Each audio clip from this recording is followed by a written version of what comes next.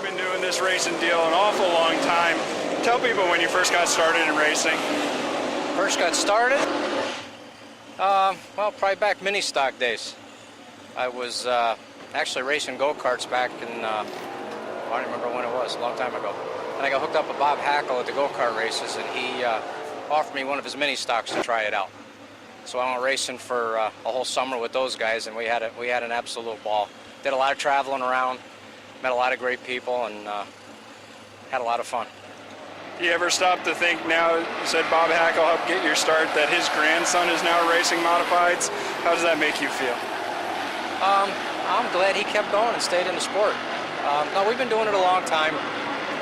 Just keep plugging. It's pretty tough because sponsorships get pretty thin and the help is getting pretty thin. So we just do the best we can with what we got and still having fun doing it.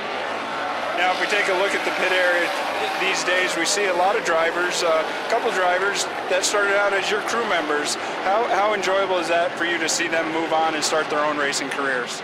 At first it was a lot of work, but no, like Friday nights, we're all there on Friday nights, and there's a whole group of us there, and it's a lot of fun. Like the old times, you know, we're all hanging out together, but it makes it pretty thin tonight because nobody's here tonight. So, like I said, it's getting harder and harder. It seems like there's a lot less younger kids getting involved in cars and motorsports, and it's getting harder and harder getting help. So, I don't know, like I said, just keep plugging. This year and last season, it seemed like you really stepped up the game, became competitive again. How good did that feel? It felt a lot better. I mean, I had a year or two there that I really was just running the equipment that I had, and the motors were wore out, the cars were wore out, and we were just barely getting by with what we had. So I really got to a point where we were either going to just sell the stuff off and stop, or make an investment and sell off some stuff and refresh what we had, and that's what we did. Johnny Grant stepped up and helped us out a lot with the motors, and he still does.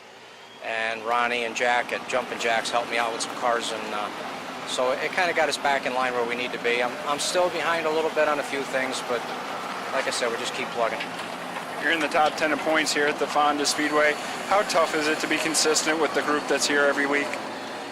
You know, all the tracks you go to now, there's a lot of good cars there. You know, everybody's pretty much got all the same equipment now, so it's hard to find a little advantage anywhere. So anytime you can kind of jump on one, you got to really take advantage of it. I'm still looking for it this year. Is it still fun to do this after all these years?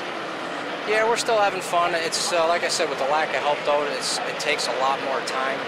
So it occupies a lot of our time during the weekend, on the weekends. So that's why I cut back. I'm just doing Friday and Saturday nights right now. No midweek stuff, no traveling around. So, I mean, I'd like to race 5 nights a week if I could, but that's just not there anymore. What's probably maybe one of the biggest things you could tell me that has changed since you started racing a modified? Probably the cost to the purse ratio. I mean, we're basically still racing for the same money, and probably if you went back then, things have probably doubled since then. So it gets harder and harder to keep up with your equipment because you're not really bringing the money in, and it's hard to find sponsors to keep throwing cash out and product out. So probably just the money part. Money. Do you have any idea how many more years you'll be doing this? No, not really. It's hard to say. If the fun goes away, then the racing's going to go away.